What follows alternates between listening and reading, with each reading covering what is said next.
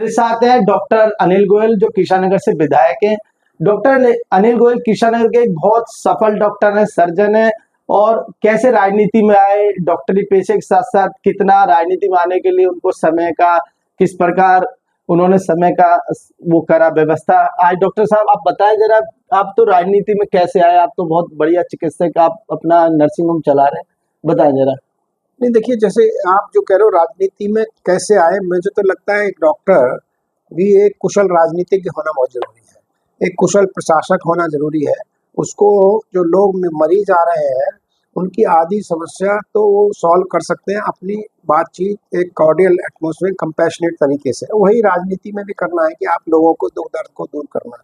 तो मैं क्या समझता हूँ, राजनीति भी एक एक्सटेंशन है एक मेडिकल प्रोफेशन का, जो मैं करता रहा। 92 में मैं यहाँ आया कृष्णानगर में, अपनी प्रैक्टिस शुरू की। 97 में कृष्णानगर में छोटा सा एक नर्सिंग होम 15 बेड का शुरू करने के बाद आज यहाँ हम लोग 100 बेड का multi speciality NABH accredited hospital चला रहे हैं और इसमें करीब 150 से 200 डॉक्टर्स और 300 से ज़्यादा स्टाफ जुड़ा हुआ है।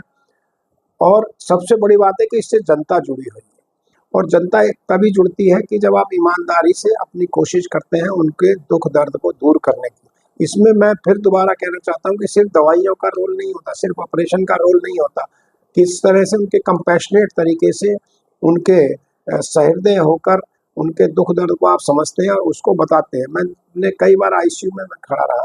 ICU में जब मरीज को उम्मीद कम होती है, कई बार BP की दवाइयाँ चल रही हैं या वेंटिलेटर पे जाने की स्थिति आ रही है, सिर्फ मरीज को अगर ये आश्वासन डॉक्टर देता है कि don't worry you will be all right, तो उसका हो सकता है कि आधी समस्याएं कम हो जाएं।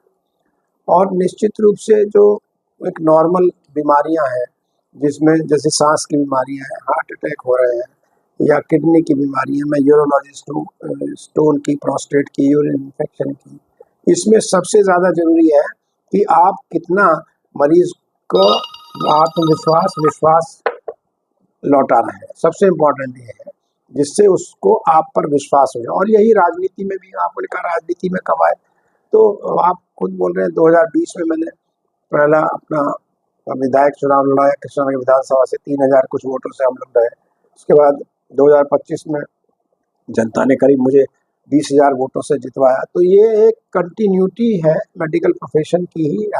और दूसरा, हम लोग डॉक्टर हर्षवर्धन यहाँ से विधायक रहे 5 बार, उनका डॉक्टर्स का कोऑर्डिनेशन हम लोग करते रहे। तो उस सिस्टम में मैं पहले से हूँ। मैं नेशनल मेडिकल ऑर्गेनाइजेशन है NMO, जो संघ की एक डॉक्टर्स की शाखा, उसका मैं मेंबर रहा हूँ, 30 साल से हूँ।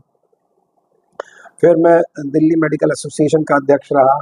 मैं urology society of India north India का अध्यक्ष रहा। दिल्ली मेडिकल काउंसिल में पूरे दिल्ली के जहाँ डॉक्टर्स चुनाव में वोट देते हैं, उसका 10 साल इलेक्टेड मेंबर रहा। तो एक तरह से ये मान लीजिए हम लोग मेडिकल राजनीति तो पहले करते ही थे। मेडिकल की जो भी इंडियन मेडिकल एसोसिएशन का मैं फाइनेंस सेक्रेटरी रहा, उसी का एक्सटेंशन ये है कि मैं मेन स्ट्रीम राजनीति में भारतीय जनता पार्टी की तरफ से आज विधायक। डॉक्टर साहब, आप एक उत्तर प्रदेश के गांव से बिलोंग करते हैं जहाँ पे आपने प्राथमिक शिक्षा ली और उसके बाद आप एक डॉक्टर बने। थोड़ा उस जर्नी के बारे में बताएं। देखिए, मैं एक टाउन है, तहसील है दादरी, जो आप नोएडा डिस्ट्रिक्ट में आती है। मैं हूँ दादरी में, एक हमारा अनाज मंडी क्षेत्र है और मेरे पिताजी एक अपनी जो आटा चक्की और छोटी एक दुकान, छोटा व्यवसाय करते थे। वहाँ हम लोग 4 भाई 2 बहनें थे। तो हम लोगों को, लेकिन हमारे पिताजी की सबसे बड़ी बात ये थी कि वहाँ से हमको पढ़ाने में उन्होंने इंटरेस्ट दिखाया। उनके हो सकता था उस वक्त हमें खर्चा करने की भी समस्या थी, लेकिन किसी भी प्रकार उन्होंने खर्चा करके हमको डॉक्टर बनाया। फिर वहाँ से मैं लखनऊ से MBBS किया, MS किया, फिर यूरोलॉजी में MCH किया, जयपुर से ऑल इंडिया इंस्टीट्यूट रहा, सब ये जर्नी पार किया। तो मुझे लगता है कि आपके पेरेंट्स हो सकता है उतने एफ्लुएंट ना हो, लेकिन अगर एक संकल्प है तो आप सिद्धि तक पहुंच सकते हैं। उसमें आपके परिवार का भी बहुत रोल है।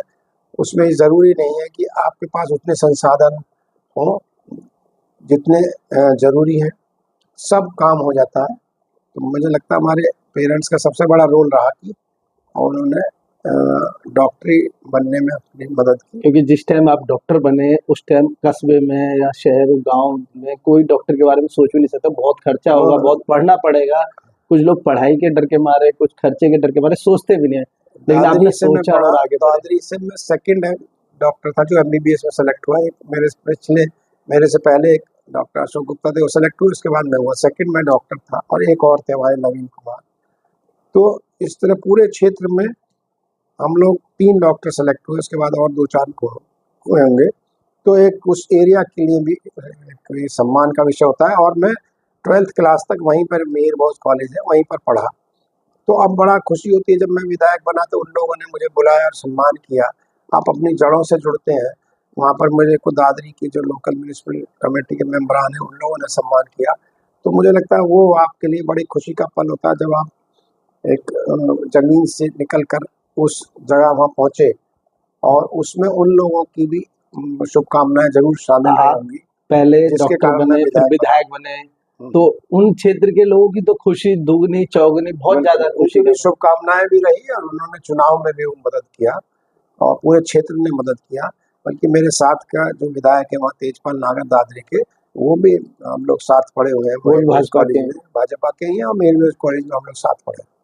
तो डॉक्टर साहब, ये जो हम केशानगर से आप विधायक बन चुके हैं और यहाँ की जो भी पिछले 10 साल की समस्याएं हैं, और काफी आप रोज की रोज उन पर दौरा कर रहे हो, विमर्श कर रहे हो अधिकारी के साथ, क्या क्या मुख्य समस्याएं आई हैं आपके सामने? देखो, सबसे मुख्य समस्या जो मैं देखता हूँ 15-20 साल से, और खासतौर से पिछले 12 साल में जो आम पार्टी का शासन रहा, उन्होंने वहाँ की इंफ्रास्ट्रक्चर को बिल्कुल सत्यानाश कर दिया।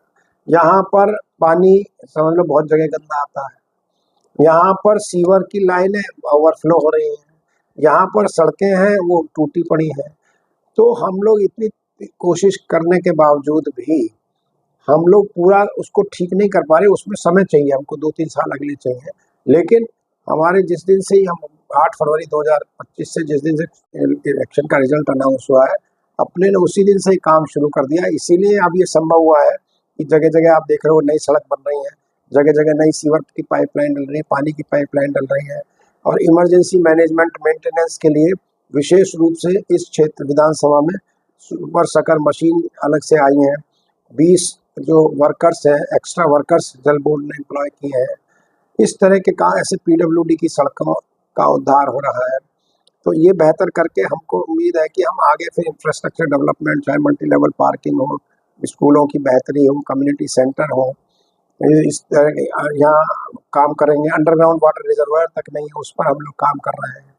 यहाँ पर रेन बसेरे बढ़ाने की आवश्यकता है। यहाँ पर जो टॉयलेट्स हैं, जो सार्वजनिक शौचालय हैं, विशेष रूप से जो हमारी बस्तियाँ हैं उनमें उनको टॉयलेट बढ़ाने की आवश्यकता है, और साथ में वहाँ पर सीवर लाइन नहीं है, वो हम डलवा रहे हैं।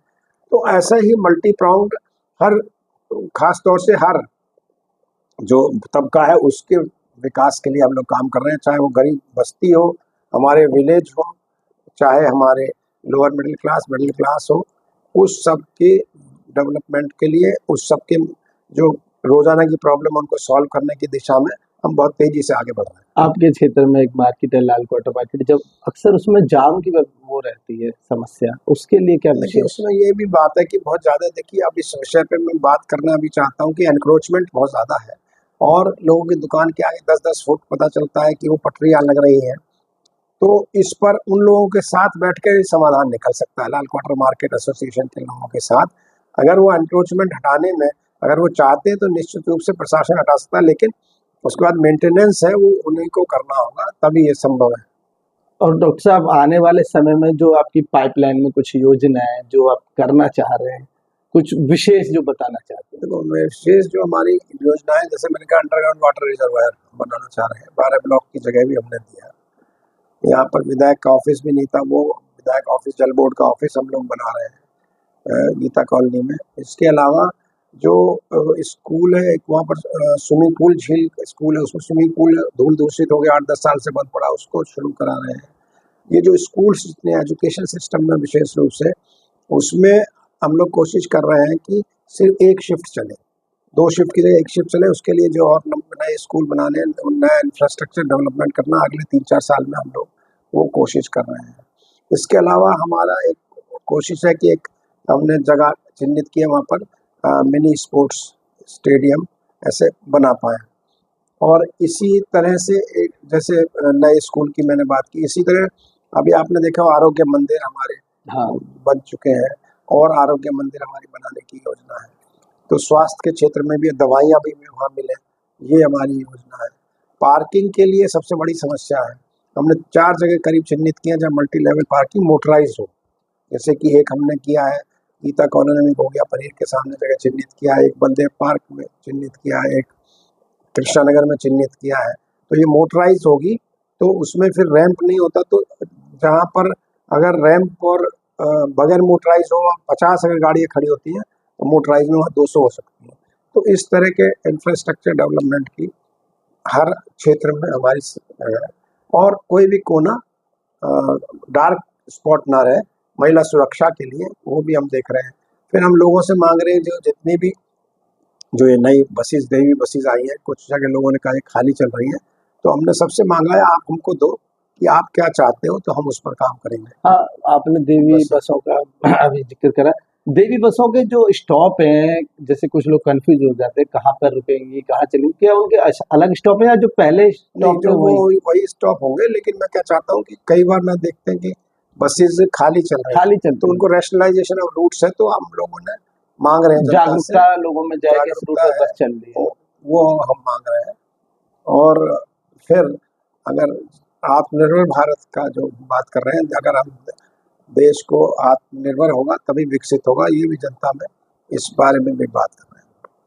बहुत बहुत धन्यवाद डॉक्टर अनिल गोयल जी, आपने बहुत अच्छे से हमें अपना जो एजुकेशन से संबंधित और विधानसभा के जो आपके कार्य करने हैं उनके बारे में बताया। शौर्य प्रताप न्यूज आपके सुंदर भविष्य की कामना करता है। नमस्कार। Thank you.